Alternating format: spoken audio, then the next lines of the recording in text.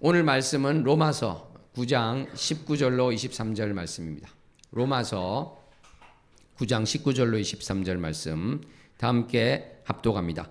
혹 내가 내게 말하기를 그러면 하나님이 어찌하여 허물하시느냐 누가 그 뜻을 대적하느냐 하리니 이 사람아 내가 누구이기에 감히 하나님께 반문하느냐 지음을 받은 물건이 지은 자에게 어찌 나를 이같이 만들었느냐 말하겠느냐 토기장이가 진흙 한 덩이로 하나는 귀 쓸 그릇을 하나는 천이 쓸 그릇을 만들 권한이 없느냐 만일 하나님이 그의 진노를 보이시고 그의 능력을 알게 하고자 하사 멸하기로 준비된 진노의 그릇을 오래 참으심으로 관용하시고 또한 영광 받기로 예비하신 바 긍휼의 그릇에 대하여 그 영광의 풍성함을 알게 하고자 하셨을지라도 무슨 말을 하리요. 아멘.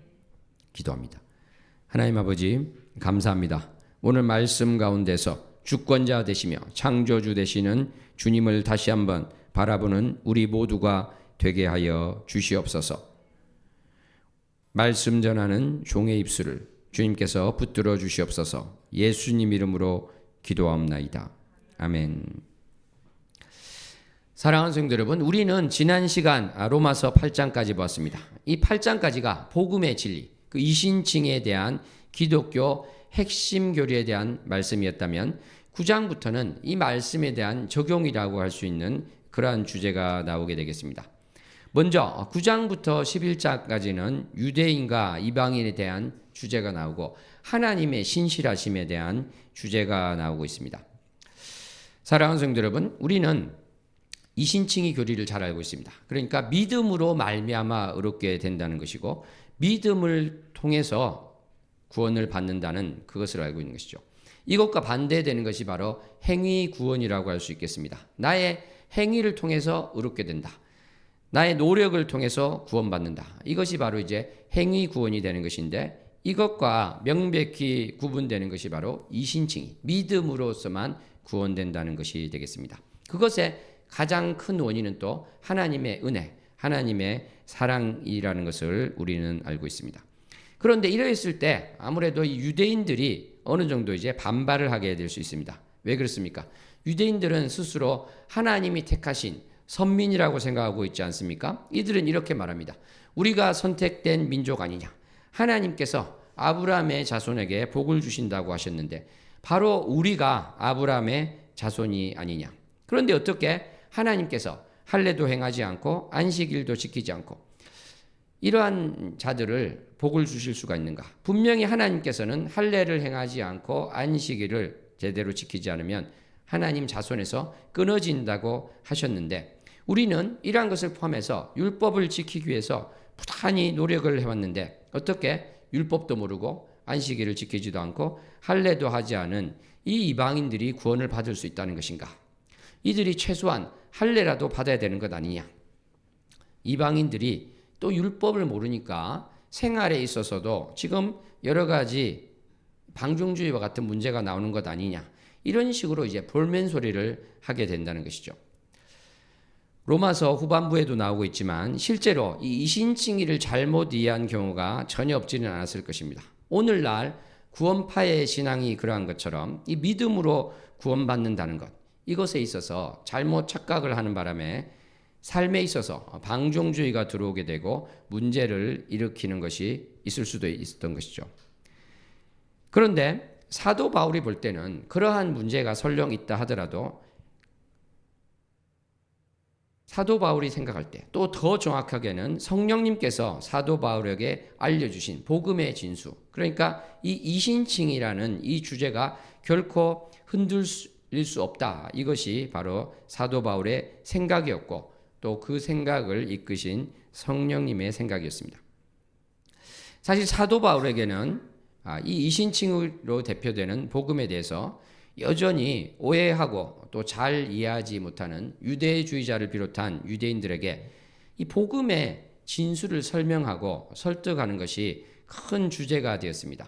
그리고 아까 말씀드린 잘못 또 오해하고 있는 크리스찬들에게 올바른 복음에서의 삶을 대해서 가르치는 것도 주요한 주제가 될 수 있겠죠. 그래서 로마서는 이 두 가지가 큰 주제라고 할 수 있을 텐데, 사도 바울은 바로 이 가장 중요한 주제, 그러니까 유대인들에게 복음을 설명하고 설득하기 위해서 바로 먼저 이 유대인들의 우려에 대해서 나도 그러한 우려를 가지고 있다, 이렇게 이야기하는 것을 통해서 지금 로마서 서신서에서 이야기를 풀어가고 있습니다.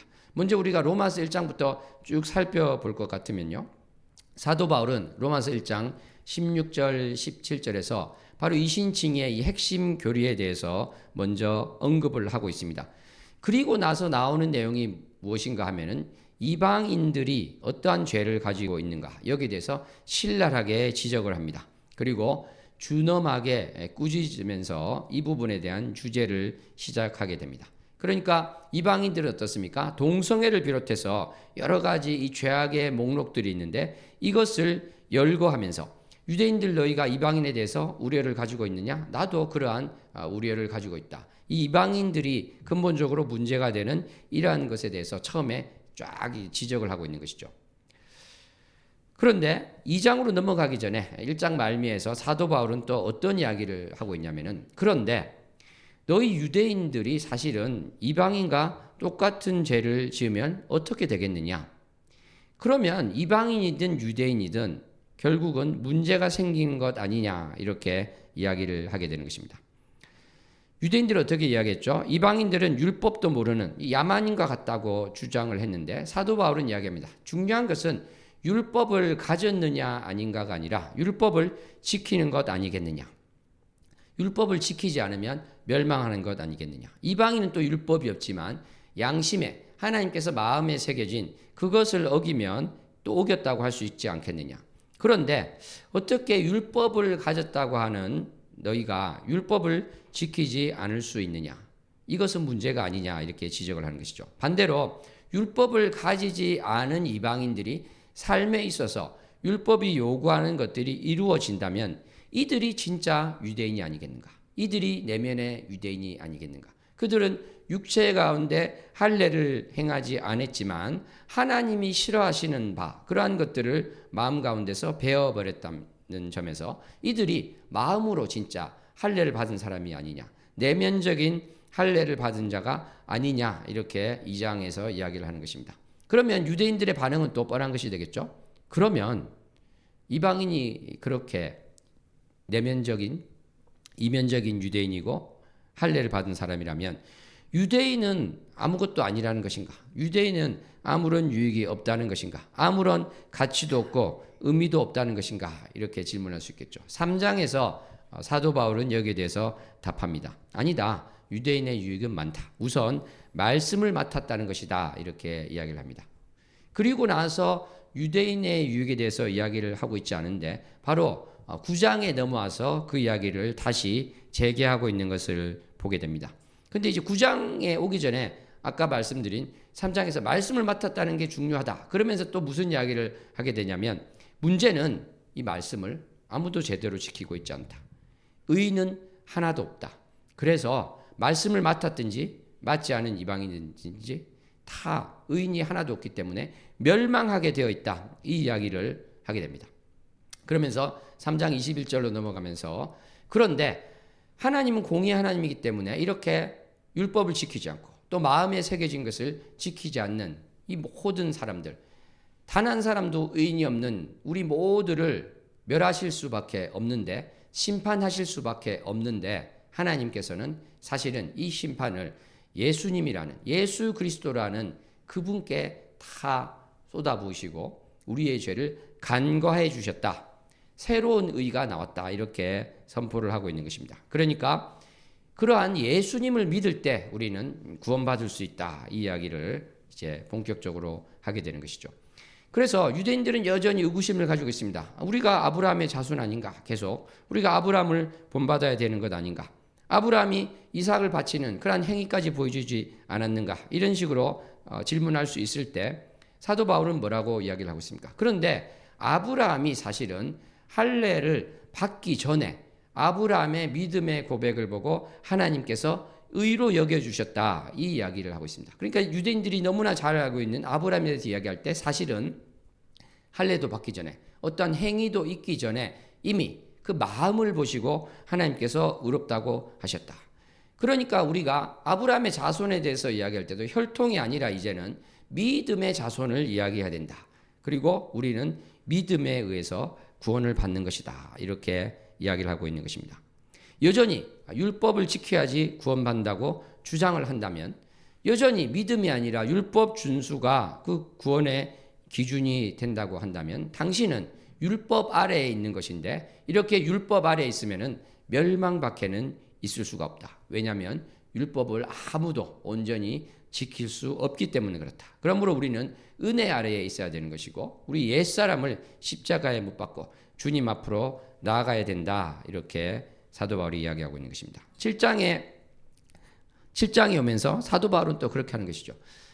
사도 바울이 이렇게 이야기합니다.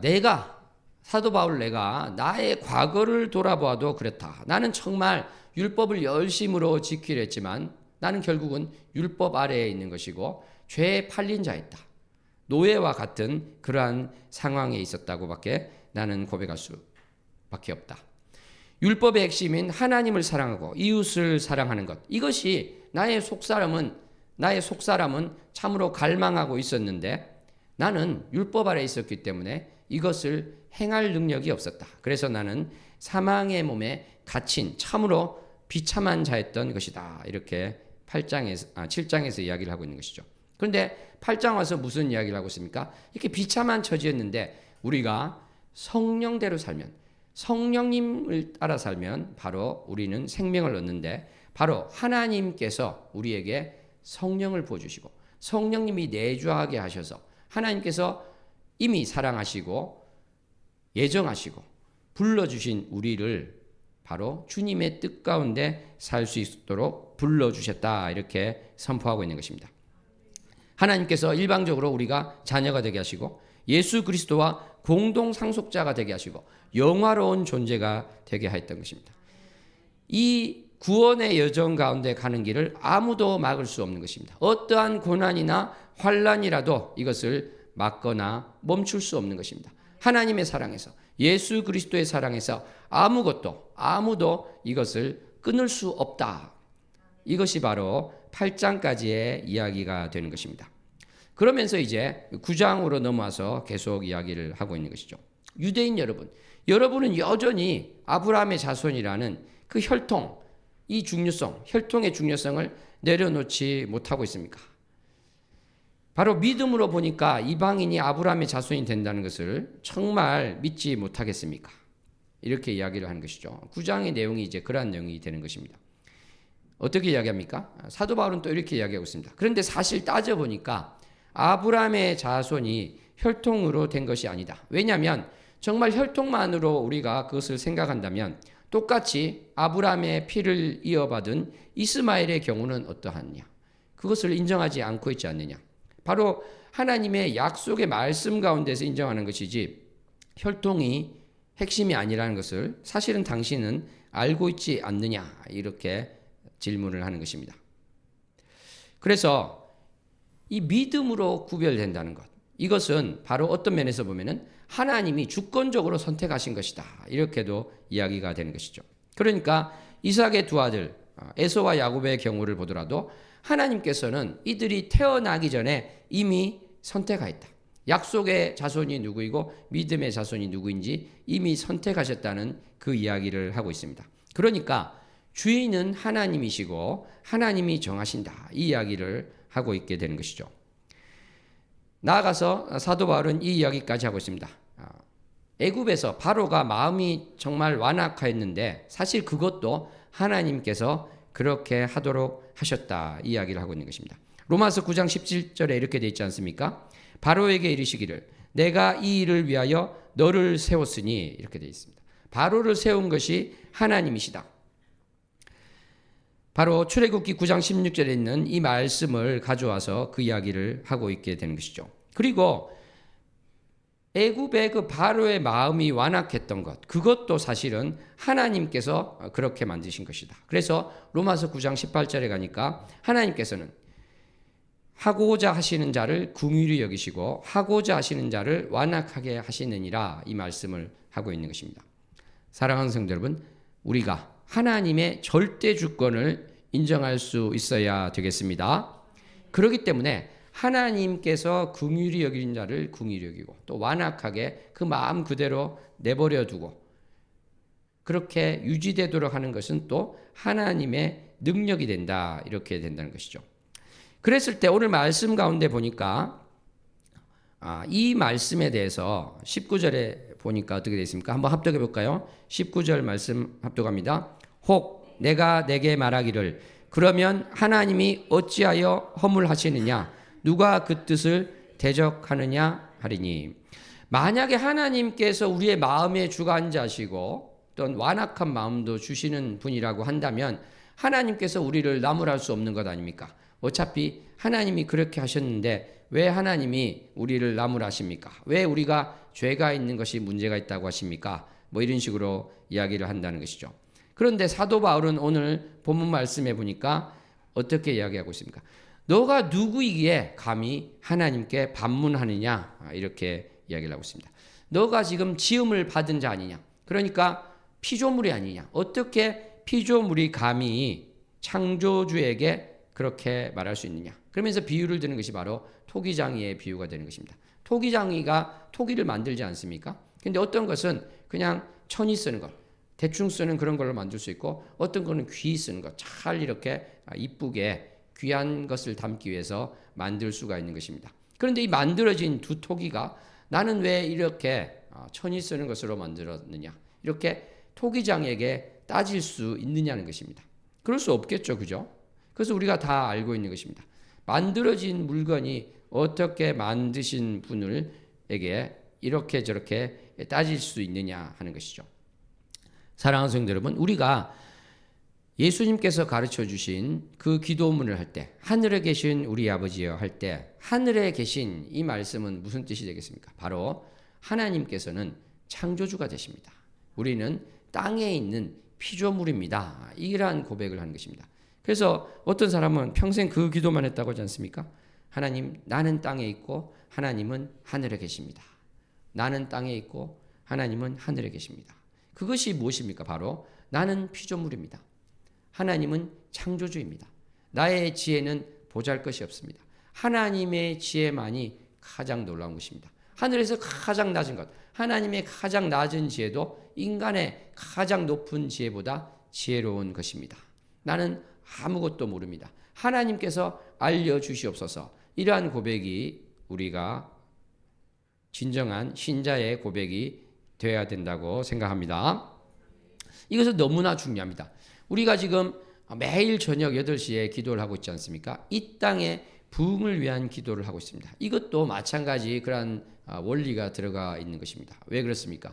내가 사실은 기도 제목이 있죠. 그죠? 개인적인 기도 제목도 있고 이 나라를 위한 기도 제목도 있을 수 있습니다. 그런데 그것이 나는 이것이 올바르다고 생각하고 기도를 하고 있는데 하나님 보시기에는 그 방향이 아닐 수도 있어요. 그렇지 않습니까? 그러니까 우리가 이 땅의 부흥을 위해서 기도한다는 것은 무엇인가? 성령님께서 우리의 마음을 주장하여 주시옵소서. 하나님께서 깨닫게 하여 주시옵소서. 내가 참으로 시커먼 죄악 가운데 있는데 이것을 깨닫지 못합니다. 하나님께서 알려주셔서 나의 죄를 보게 하시고 나의 죄를 깨닫게 하시고 하나님 앞에 무릎 꿇고 나의 죄를 자복하는 자 되고 자백하고 하나님께 나의 죄를 아뢰는 자 되게 하여 주시옵소서. 통에 자복하는 자 되기 원합니다. 참으로 부르짖으며 나의 더러운 죄에 대해서 주님께 아뢰기를 원합니다. 이러한 또 고백이 된다는 것입니다. 실제로 1907년 평양 대붕이 그렇게 일어나지 않았습니까? 정말 선교사님들이 자신의 이 조선인들을 멸시하였던 그러한 죄를 깨닫고 무릎을 꿇을 때 앞에 나와서 그 죄를 고백할 때 부흥의 물결이 시작된 것입니다. 그것이 되어서 이제 부흥이 됐다기보다는 하나님께서 부흥을 시켜주시기로 하셨는데 준비됐을 때 이제 그렇게 하신다, 이러한 말씀이 되겠죠. 언제나 주권자는 하나님이 되십니다. 우리가 뭔가를 움직이는 것이 아니라 하나님께서 정하셨는데 우리는 거기에 반응하는 것이고 준비하는 것이고 기도하는 것입니다. 이 개인적인 죄에 대해서도 그렇고 또 어떤 것입니까? 바로 우리나라, 우리 사회에 대해서도 그렇게 될 수 있는 것이죠. 우리 사회, 우리나라가 어떠한 지금 어둠 가운데 있습니까? 어떠한 문제가 있습니까? 내가 안다고 생각했지만 모르는 것이 있습니다. 내가 지혜롭다고 생각했지만 그렇지 않습니다. 하나님께서 알려주시고 또 알려주실 때 그것을 가지고 기도하는 자 되게 하여 주시옵소서. 이러한 고백이 바로 있어야 되는 것이고 그것이 바로 우리가 지금 기도하고 있는 이 땅의 부흥을 위한 기도의 핵심이 된다고 할 수 있겠습니다. 사랑하는 성도 여러분, 지금 유대인들이 계속해서 어떻게 보면 이러한 반발을 할 수가 있습니다. 특별히 또 로마 교회에 아무래도 유대인보다는 이방인이 많았을 것으로 생각을 하고 있습니다. 그렇기 때문에 어떻게 보면 자격지심이랄까요? 그런 것도 있을 수 있는 상황에서 이방인과 유대인의 구별, 그리고 율법을 과거처럼 지키는 것의 중요성, 할례의 중요성, 여러 가지 이러한 생각을 할 수 있고 어떻게 저들이 우리와 같은 선민, 선택된 자들이 될 수 있는가, 이러한 여러 가지 의구심이 있을 때 바로 사도 바울은 계속해서 설득하고 설명을 하고 있는 것이죠. 그래서 우리도 사실은 어떻게 보면 이러한 오류에 빠질 수도 있겠다 한번 생각해 볼 수 있을 것 같습니다. 그러니까 어떤 사람이 여러분 이제 사도 바울이 이제 이야기하는 것이죠. 여러분 보기에 율법도 없고 율법을 알지도 못하는 이방인이 하나님의 자녀가 된다는 것이 인정이 안 될 수 있습니다. 그렇지만 마치 토기장이가 알아서 정하듯이 하나님께서는 그 이방인들을 그렇게 하시기로 정하셨습니다. 여기에서 왈가왈부해서는 안 됩니다. 이 이야기를 한 것인데 우리에게도 이것이 이제 적용이 될 수도 있다는 것이죠. 어떤 것이 그럴 수 있을까요? 어떤 크리스찬들이 이렇게 생각할 수 있습니다. 어떠한 새로 믿게 된 그러한 사람에 대해서 이러한 생각을 할 수도 있죠. 또는 이미 믿었지만 자신이 볼 때는 함량 미달이다고 보는 사람에 대해서 이러한 생각을 할 수 있습니다. 어떻게 저러한 믿음, 어떻게 저러한 신앙의 자세를 가지고 구원을 받을 수 있겠는가? 이렇게 생각할 수 있다는 것이죠. 어떻게 저러한 수준에서 하나님이 크게 쓰실 수 있겠는가? 만약에 하나님이 쓰신다고 하면 이거는 있을 수 없는 일이다. 이렇게 이야기를 할 수도 있겠죠. 그런데 사랑하는 성도 여러분, 모든 것을 주관하시는 분은 누구십니까? 하나님이신 것입니다. 그러므로 내가 이해하지 못하고 내가 용납하지 못하더라도 하나님은 주권자이시기 때문에 그렇게 하실 수 있다. 저 사람이 크게 쓰임 받아서는 안 될 것 같은데 너무 크게 쓰임을 받는 것입니다. 어떻게 그럴 수 있죠? 근데 가장 기본적으로 우리가 무엇을 따질 때 가장 기본적인 것이 오늘 말씀 가운데 하나님은 주권자이십니다. 하나님은 만왕의 왕이십니다. 하나님은 하나님이십니다. 하나님이 그것을 정하실 수 있습니다. 이것을 우리가 고백을 해야 된다는 것이죠. 사실 사도 바울도 그 이후에 이 유대인들을 설득하고 설명하는 것을 계속 이야기하고 있지만 가장 전제가 되는 것, 큰 대전제를 지금 이야기하고 시작하고 있다는 것이죠. 사랑하는 성도 여러분, 이것은 어떻게 보면 나에 대해서도 이럴 수도 있어요. 예를 들어서 하나님께서 나를 귀하게 쓰고자 하시는데 내가 스스로를 과소평가할 수가 있습니다. 내가 나는 하나님께서 쓰시는 그러한 그릇이 되지 못합니다. 이렇게 나갈 수 있다는 것이죠. 그랬을 때는 이것은 이제 겸손이 아니게 됩니다.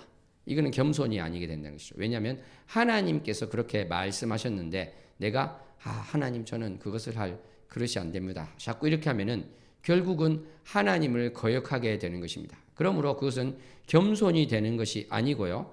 하나님에 대한 불순종이 된다. 그래서 하나님이 나를 그렇게 지으셨다면 제가 굴복합니다. 제가 순종합니다. 하나님의 그 말씀하신 것을 제가 받아들입니다. 이렇게 고백해야 될 줄로 믿습니다. 하나님께서 내 입을 크게 열라 하셨으면 우리는 크게 여는 것입니다. 저는 입이 작아서 크게 열 수 없습니다. 큰 것을 넣으면 소화도 못 시킵니다. 이렇게 할 것이 아니라 하나님께서 입을 크게 열라. 그러면 입을 크게 열어야 된다는 것이죠. 하나님께서 이 일을 하라면은 저는 할 수 없습니다. 이러는 것이 아니라 알겠습니다. 제가 발을 떼고 나가겠습니다. 이렇게 해야 된다는 것입니다. 우리 모두 하나님께서 명하실 때 내가 어떠한 톡인지, 어떠한 그릇인지 내가 판단하지 말고 하나님의 판단으로 나를 판단할 수 있기를 소원합니다. 아멘. 그러므로 우리가 나의 정체성을 볼 때 가장 정확한 눈은 내가 나를 보는 것이 아닙니다. 하나님께서 나를 보는 눈으로 우리가 볼 수 있어야 되겠습니다. 결코 내가 나를 보지 않고 하나님께서 나에 대해서 어떠한 생각을 가지고 계시고 하나님께서 나를 어떻게 보고 계시는지를 반드시 볼 수 있기를 원합니다. 아멘. 여전히 유대인들, 그리고 아까 말씀드린 여전히 저 사람은 너무 이상한 것 같아, 저 사람이 어떻게 크리스찬이라고 할 수 있어, 이러한 사람이 있다고 한다면 어떤 마음이 근본적으로 있게 되는 것입니까? 그래도 너무하다, 어떻게 하나님께서 이렇게 하나님 마음대로 하시는가, 이런 생각이 들 수 있죠. 그죠? 유대인들 입장에서도 어떻게 저렇게 죄를 짓고 살아왔던 자들이 하나님의 자녀가 될 수 있는가? 우리는 태어날 때부터 이렇게 열심히 율법을 지키기 위해서 살아왔는데 어떻게 이것이 같다고 할 수 있는가? 왜 하나님은 정말 이러한 것을 따지지 않고 마음대로 하실까? 왜 하나님 마음대로 하실까? 이럴 수 있습니다. 그러한 마음이 우리 마음에 들 수도 있습니다. 그죠? 저 사람은 정말 좀 문제가 많은 것 같은데 어떻게 저렇게 쓰임을 받을까? 근데 우리가 이 시점에서 생각해 보아야 되는 것이 바로 이것이라고 생각합니다. 하나님께서는 마음대로 그렇게 하시는 것 같은데 사실 그렇죠. 왜 그렇습니까? 하나님께서 마음대로 당신을 구원하셨다는 것입니다. 하나님께서 마음대로 우리를 멸망 가운데서 구원하셨다는 것입니다. 사실 나를 보면 어떻습니까? 누구나 자기를 보면은 어떻게 나 같은 자가 하나님의 자녀가 될 수가 있습니까? 어떻게 나 같은 자가 그리스도와 함께 상속자가 될 수 있겠습니까? 어떻게 나 같은 자가 천사까지도 판단할 수 있는 그러한 영화로운 존재가 될 수 있겠습니까? 이렇게 우리 스스로를 보면 생각할 수밖에 없는데 하나님께서는 하나님 마음대로 그렇게 정하셨다는 것입니다. 하나님 마음대로 우리를 구원하여 주셨다는 것입니다. 하나님께서 일방적인 사랑으로 일방적인 은혜로 우리를 구원하여 주셨다는 것입니다. 그러므로 사랑하는 성도 여러분, 우리가 다른 사람들을 판단하게 될 때, 또 나를 과소평가하게 될 때 우리는 어떤 생각을 해야 되는 것입니까? 하나님은 하늘에 계십니다. 하나님은 주권자이십니다. 하나님께서 나를 귀한 존재로 삼아 주셨음을 내가 그것이 믿기지 않더라도 믿고자 합니다. 그것을 받아들이고자 합니다. 이 고백이 있어야 될 줄로 믿습니다. 사랑하는 성도 여러분, 우리가 이 자리에 있다는 것, 하나님께서 이러한 말씀을 듣게 하시고 찬양을 하고 기도하게 하신다는 것, 이것은 하나님께서 정말 여기에 있는 사람 한 명도 빠짐없이 하나님께서 미리 사랑하시고 또 미리 예정하셔서 부르셨기 때문에 그러함을 믿습니다. 하나님께서 불러주셨기 때문에 우리가 이 자리에 있는 것입니다. 지금 내가 믿음이 전혀 없는 것 같습니다. 괜찮습니다. 하나님께서는 반드시 당신에게 놀라운 은혜를 주셔서 놀라운 믿음으로 채워주실 것입니다. 어떻게 보면 내가 가장 믿음이 약해요 그랬는데 그분이 나중 지나고 보니까 가장 큰 믿음을 가진 분이 될지도 모르는 것입니다. 아무도 알 수 없습니다. 그것은 오직 하나님만 알고 계신 것입니다. 오늘 참으로 토기장이 되신 하나님에 대해서 우리가 생각해 보았습니다. 그렇습니다. 하나님, 나는 토기입니다. 나는 아무것도 아닐 수 있지만 하나님께서 귀하게 빚어주신 토기입니다. 하나님께서 내가 어떠한 자라고 말씀해 주시고 내가 어떠한 길을 가기를 원하시는데 하나님, 내가 그 길을 깨닫고 그 길로 가기를 원합니다. 하나님께서 쓰신 사랑의 편지를 보면서 깨닫기를 원합니다. 하나님께 기도하면서 깨닫기를 원합니다. 하나님께서 나에게 계획하신 것, 하나님께서 불러주시고 맡기신 그 소명과 사명을 온전히 깨달아서 주의 영광을 위해서 달려가기 원합니다. 나를 다시 한번 불쌍히 여겨주시옵소서. 이 고백이 넘쳐나는 십자가 은혜교회 성도 한 명 한 명이 되었으면 좋겠습니다. 기도하겠습니다. 하나님 아버지, 감사합니다. 사랑합니다. 하나님께서는 토기장이십니다. 하나님, 참으로 나 같은 자를 하나님께서 불러주셨습니다. 아버지께서 사랑하여 주셨습니다. 아버지께서 구원을 주시고 영화의 길 가운데 나아가게 하셨습니다. 참으로 이 놀라운 하나님의 은혜와 사랑을 기억하는 자 되게 하시고 하나님께서 나를 바라보시는 그 눈으로 나를 보기 원합니다. 하나님께서 원하시는 길을 찾기 원하며 그 길 가운데 열심을 내어서 달려가기 원합니다. 우리를 불쌍히 여겨 주시옵소서. 예수님 이름으로 기도하옵나이다. 아멘.